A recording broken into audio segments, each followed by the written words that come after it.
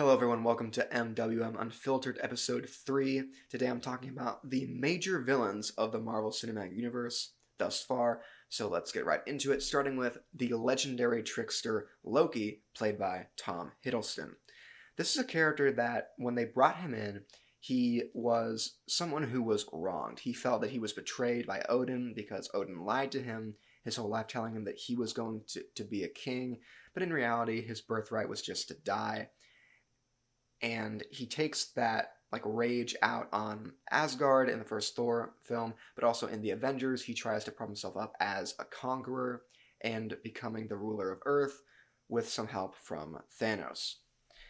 And then after that he becomes more of this independent in the middle character. He's not exactly the main villain, but he's just doing his own thing. And then he almost becomes too nice, especially in Loki season 1. That's really what I don't like about where they're taking the character, at least right now. I don't think Loki should be a nice guy. He needs to be the manipulator. He's clever. He's the trickster. He tricks everyone. It's always for himself. He never does things really for other people.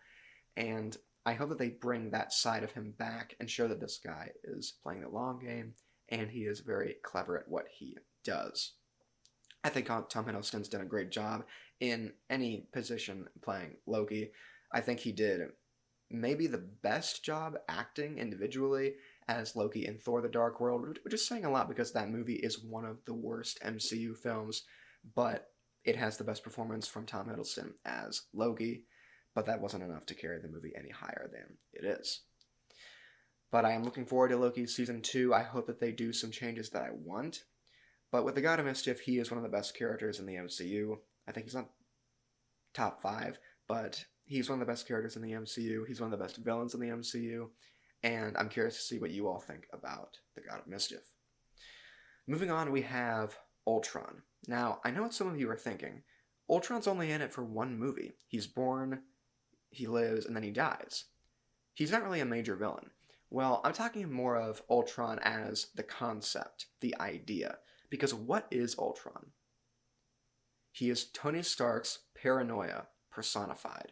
And we start getting that even in the first Iron Man film, with Tony Stark feeling responsible for letting his technology get into the wrong hands. He feels responsible for everyone. He has to save everyone. But it turns into he's doing it just for himself. He wants to make himself look good, and he wants to keep up this appearance of, instead of someone who makes weapons, he's in weapons to destroy, he's someone that wants to save people, but not accepting that he can't save everyone, and that's okay. So when he sees the vision that Scarlet Witch gives him, that terrifies him, and that sets off a chain reaction of his fear of not doing enough.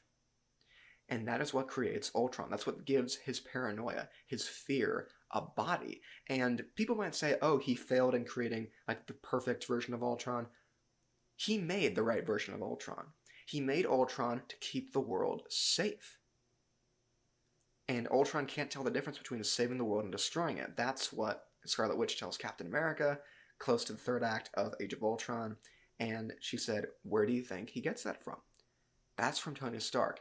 And even after Ultron's final form, his final physical form, is killed by Vision at the end of that film, we still get that sense of Ultron being there in Captain America Civil War.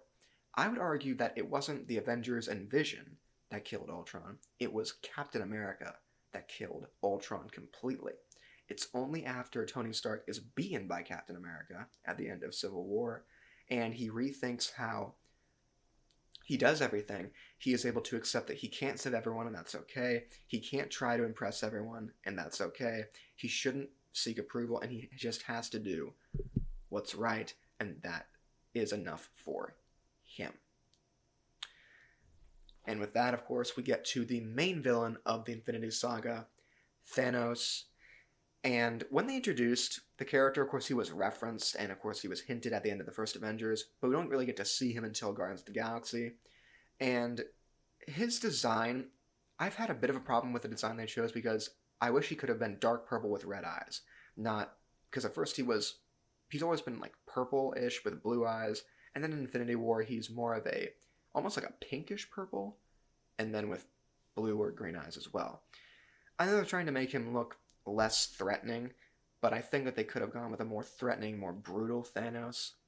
And that is really my main problem with how they did the character, because in Infinity War, I really liked Thanos for a lot of that film. But when he gets to where he's sacrificing Gamora to get the Soul Stone, I don't think he would have cried there. He, at the most, he would have said, "I'm sorry," and then just chucked her off the cliff. Because Thanos does not care. He is someone who has conquered thousands upon thousands of worlds, killed trillions of people. He does not care. he doesn't care. So that's where the writing gets inconsistent and movie stuff comes in and it gets all like funneled up. But in Endgame, we got hints of the more brutal Thanos that I wanted in his speech before he fights Thor, Captain America, and Iron Man at the end of that film. And of course, all of the Avengers and their army. But I think that Josh Brolin did a great job as doing the voice of the character. And they definitely did do a good job of him being on screen and the CGI with him. I just think they missed it where they wanted to portray his character and what he really wanted to do. And that brings us to Kang the Conqueror. If you have not seen Ant-Man and the Wasp: Quantumania, click away now unless you want spoilers. Kang the Conqueror, of course, was introduced technically in the end of Loki with He Who Remains, which is a variant of Kang the Conqueror. But in this film, we get the character named Kang, also called the Conqueror. And what I did like, though, is that Jonathan Majors, the actor, shows us this character that he talks down to his other variants. He talks down to everyone around him. There's not a move wasted. He's acting so mature and secure. No one can touch him. But then the second he starts getting beaten, you see that he's just a spoiled kid throwing temper tantrums. He's not in control, and he knows it. And when he gets out of control, that scares him, and he reacts with these fits of rage. And for those of you that think that Kang is dead, he's not dead. We're going to see more of Kang the Conqueror, and of course his variants that we saw in the post-credit scene of Quantumania. So we have a lot more to look forward to with that character. So with that, we pretty much come to the end of this discussion. If you think that I missed any of the major villains of the MCU, there are people that you think I should talk about that I didn't, you should go and comment that down below. But for right now, that brings us to the end of episode 3 of MwM Unfiltered. Thank you all so much for joining me today, and please remember to leave a like, comment down below, and subscribe for more content about movies. That's all for now, and I'll see you all in a couple of days when I talk about my full review of Ant-Man and the Wasp: Quantumania. I'll see you then.